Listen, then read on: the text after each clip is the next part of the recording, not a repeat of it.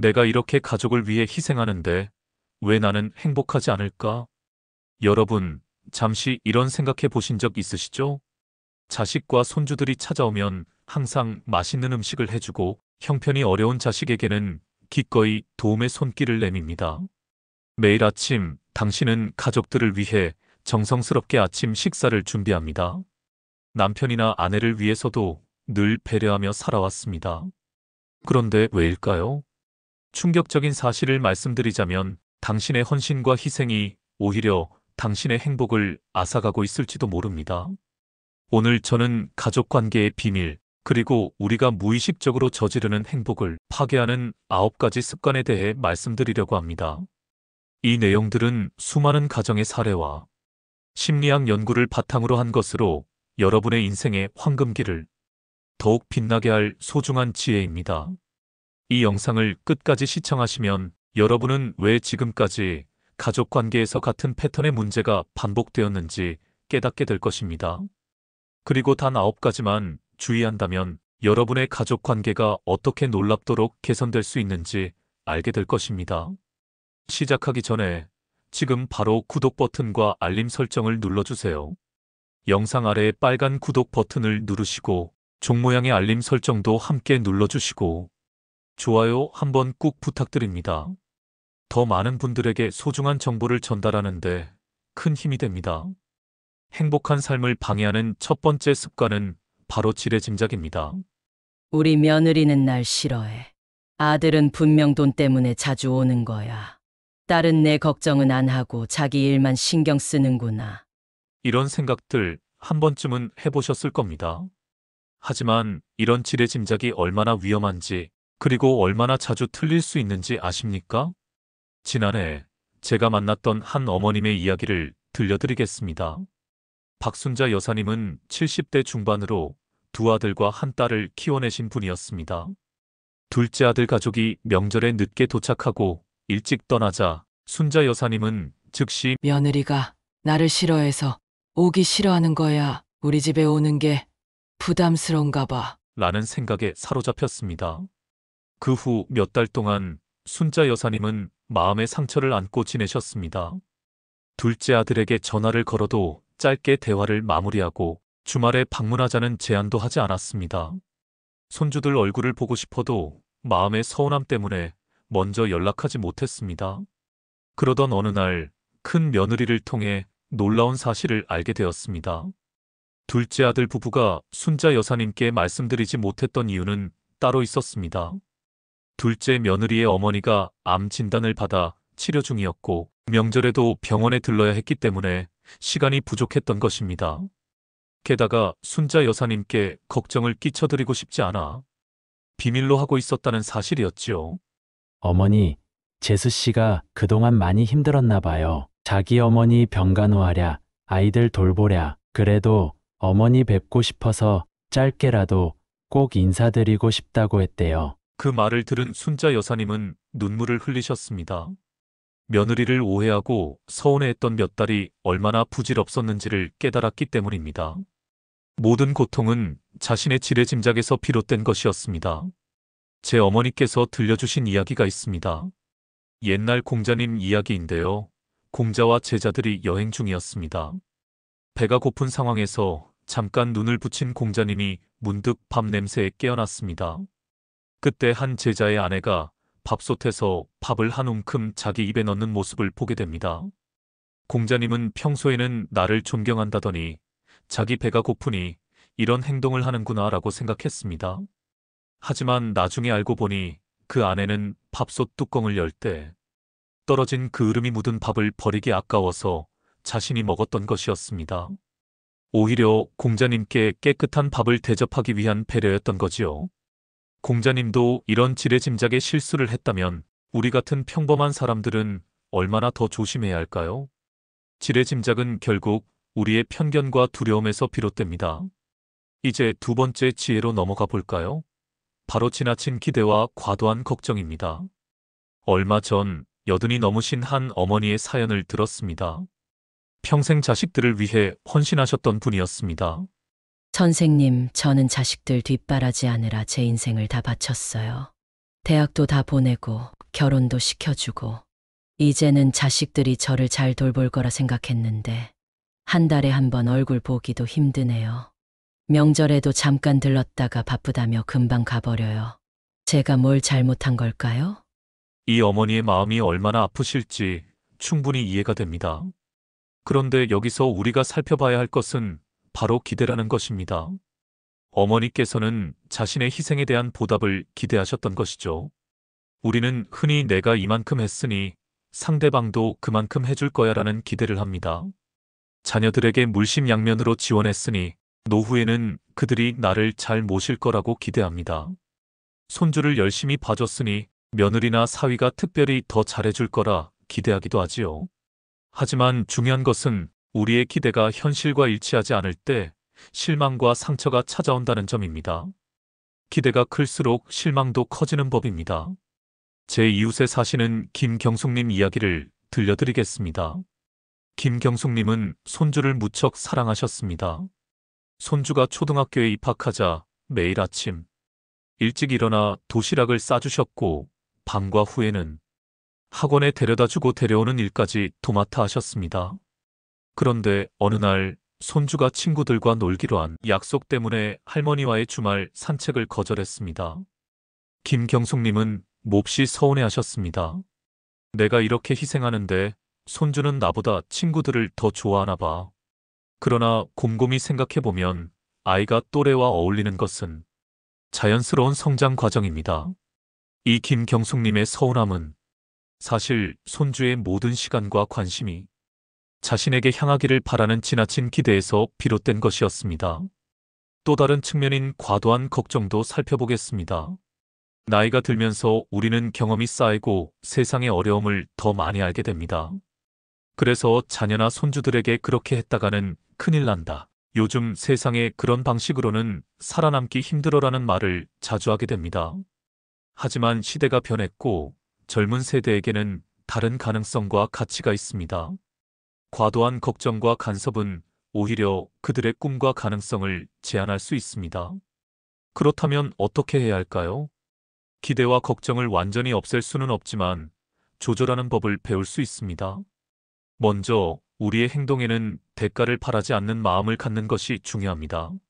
내가 해준 만큼 돌려받아야 한다는 생각보다는 내가 할 수 있는 것을 기쁜 마음으로 한다는 태도가 훨씬 행복을 가져다 줍니다.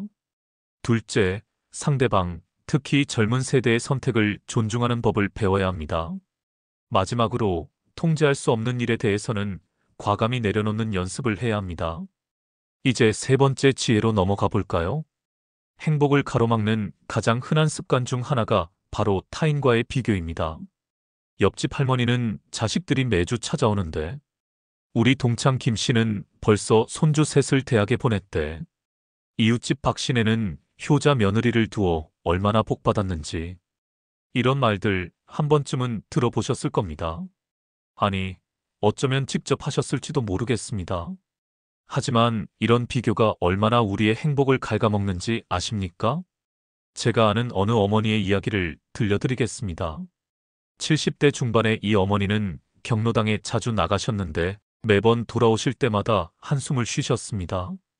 이유를 물으니 다른 사람들은 다 자랑할 게 있는데 나는 내세울 게 없어라고 하셨습니다.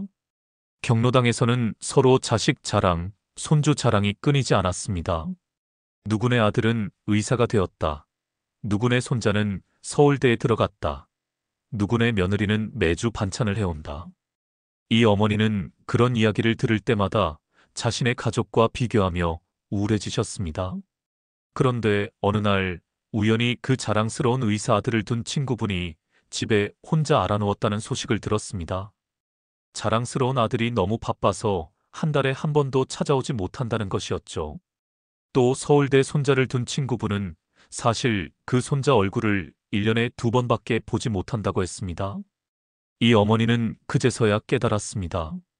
자신에게는 큰 성공을 거둔 자식은 없지만 가까이 살며 자주 찾아오는 딸이 있고 명문대는 아니지만 성실하게 공부하는 손자가 있다는 것을. 그동안 남들과 비교하느라 자신이 가진 소중한 것들을 보지 못했던 것입니다. 이제부터는 행복한 삶을 위해 무시해야 할 세 가지에 대해 이야기해 보겠습니다. 첫 번째로 무시해야 할 것은 바로 근거 없는 소문이나 험담입니다. 우리 주변에는 항상 수많은 소문이 떠돌아다닙니다. 얘기 들었어요? 로 시작해서 라고 하더라고요로 끝나는 말들 말이죠. 특히 요즘은 카카오톡 같은 메신저를 통해 이런 소문들이 순식간에 퍼집니다. 제가 얼마 전에 목격한 안타까운 사례를 말씀드리겠습니다. 한 아파트 단지에 30년 넘게 사신 어르신이 계셨습니다. 매일 아침 일찍 일어나 아파트 화단에 물을 주고 쓰레기를 줍는 등 단지를 아름답게 가꾸는데 헌신하셨죠. 그런데 어느 날 이 어르신이 아파트 화단에서 꽃을 몰래 가져간다는 소문이 퍼졌습니다. 나중에 확인해 보니 이 어르신은 시든 꽃을 정리하고 새 꽃을 심기 위해 준비하고 계셨던 것이었습니다. 하지만 소문은 이미 퍼져나가 많은 주민들이 어르신을 의심의 눈초리로 바라보기 시작했습니다. 결국 이분은 상처를 받고 더 이상 아파트 관리에 참여하지 않게 되었고, 이후 단지의 환경은 눈에 띄게 나빠졌습니다. 근거 없는 소문 하나가 한 사람의 선한 마음을 꺾고 공동체 전체에 손해를 끼친 것입니다. 두 번째로 무시해야 할 것은 이유 없이 나를 미워하는 사람입니다. 때로는 특별한 이유 없이도 누군가와 안 맞는 경우가 있습니다. 이는 단순히 성격 차이일 수도 있고 서로의 기질이 맞지 않는 것일 수도 있습니다. 현실적으로 생각해 보면 모든 사람과 원만한 관계를 맺는 것은 거의 불가능합니다. 제가 아는 65세 정순영님의 이야기를 들려드리겠습니다. 정순영님은 아파트 분여회에서 열심히 활동하셨습니다. 새로 이사 온 이웃들에게 먼저 인사도 하고 김장철에는 함께 김장을 담그자고 제안하기도 했죠. 그런데 한 이웃만은 이분의 친절을 좋게 받아들이지 않았습니다. 처음에는 정순영님도 내가 뭔가 잘못했나 싶어서 더 친절하게 대했습니다. 특별히 그 이웃을 위한 반찬도 만들어갔지만 돌아오는 것은 필요 없어요라는 퉁명스러운 대답뿐이었습니다. 그러던 어느 날 순영님의 오랜 친구가 이런 조언을 해주었습니다. 모든 사람이 너를 좋아할 필요는 없어. 그 사람이 너를 싫어한다고 해서 내 가치가 떨어지는 건 아니야. 그냥 무시하고 너의 에너지를 다른 좋은 관계에 쏟는 게 어때? 이 말은 정순영님에게 큰 깨달음을 주었습니다. 그 후로 순영님은 그 이웃을 만나도 억지로 대화를 시도하지 않고 가볍게 목례만 하는 정도로 관계를 유지했습니다. 그리고 그 대신 자신을 진심으로 아끼고 존중해주는 다른 이웃들과 더 많은 시간을 보내기 시작했습니다. 세 번째로 무시해야 할 것은 끊임없이 부정적인 이야기만 하는 사람입니다. 주변을 둘러보면 매사에 부정적인 사람이 있습니다. 작은 의견 하나를 내도 그건 안 돼, 잘 될 리 없어라며 늘 비관적인 태도로 일관하지요. 70대 중반의 장미자님의 이야기를 들려드리겠습니다. 장미자님은 오랜 친구인 최시성을 가진 분과 자주 만나 차를 마시고 이야기를 나눈 사이입니다. 그런데 최근 들어 장미자님은 최 씨와의 만남이 점점 부담스러워졌습니다. 이유는 간단했습니다. 만날 때마다 최 씨는 불평과 불만, 그리고 부정적인 이야기만 쏟아냈기 때문입니다. 아들이 불효하다, 며느리가 싫다, 이웃이 시끄럽다, 물가가 너무 올랐다, 몸이 아프다.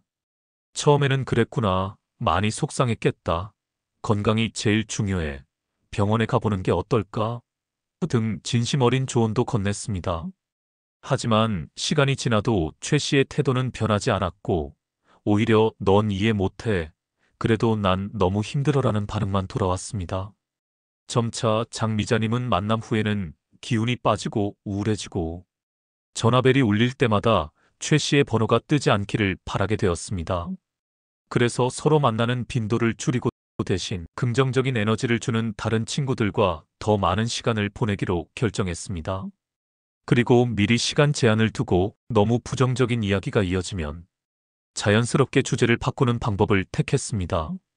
부정적인 태도와 불평불만이 가득한 사람은 주변 사람들에게도 피로감과 우울감, 그리고 부정적인 사고를 전염시킵니다. 주변 사람들의 고통에 공감하고 돕고 싶은 마음을 무작정 외면할 수도 없죠. 나의 귀중한 시간을 어디에 쓸 것인지, 누구와 함께 할 것인지를 신중하게 선택하세요. 그렇지 않으면 어느새 나조차도 부정적인 사고방식에 물들어 발전 없이 제자리에만 머무르게 될지도 모릅니다. 이제부터는 절대 미루면 안 되는 3가지에 관해 이야기 나눠보도록 하겠습니다. 인간관계에서 가장 중요한 부분이니 집중해서 들어주시길 바랍니다.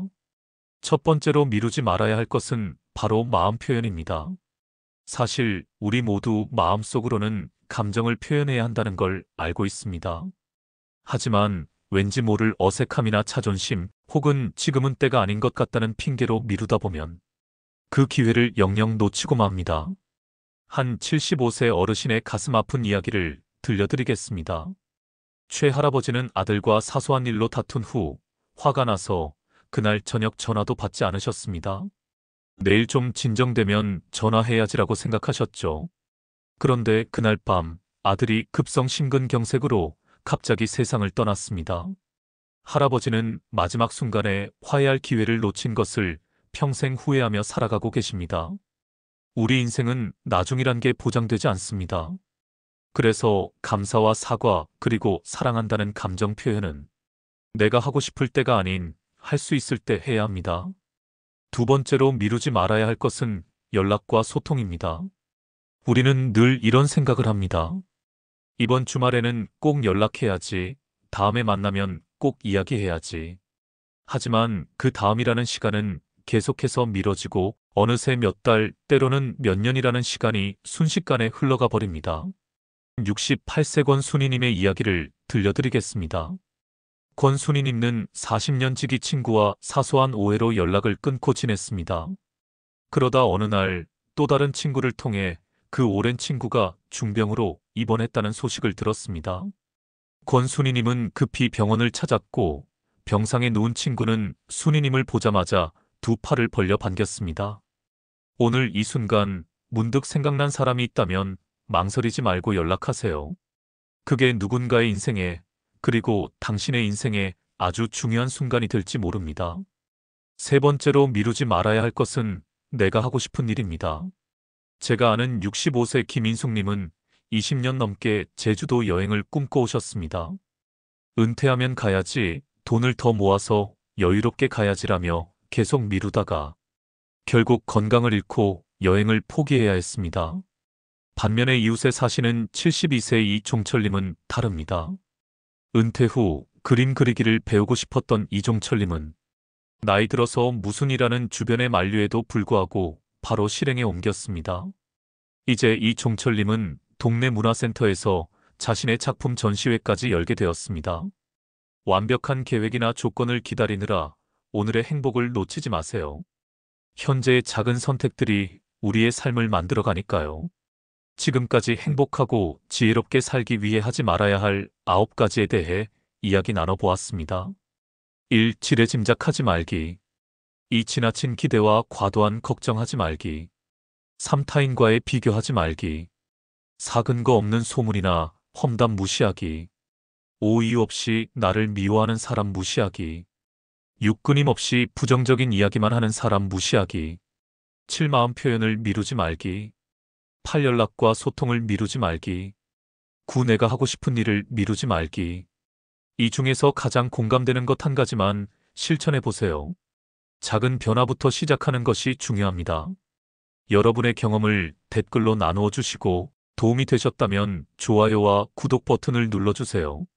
오늘 배운 지혜 중 하나를 꼭 오늘 실천해 보세요. 그 작은 행동이 여러분의 삶에 어떤 변화를 가져오는지 직접 경험해 보시길 바랍니다. 다음 영상에서 더 지혜로운 이야기로 찾아뵙겠습니다. 감사합니다.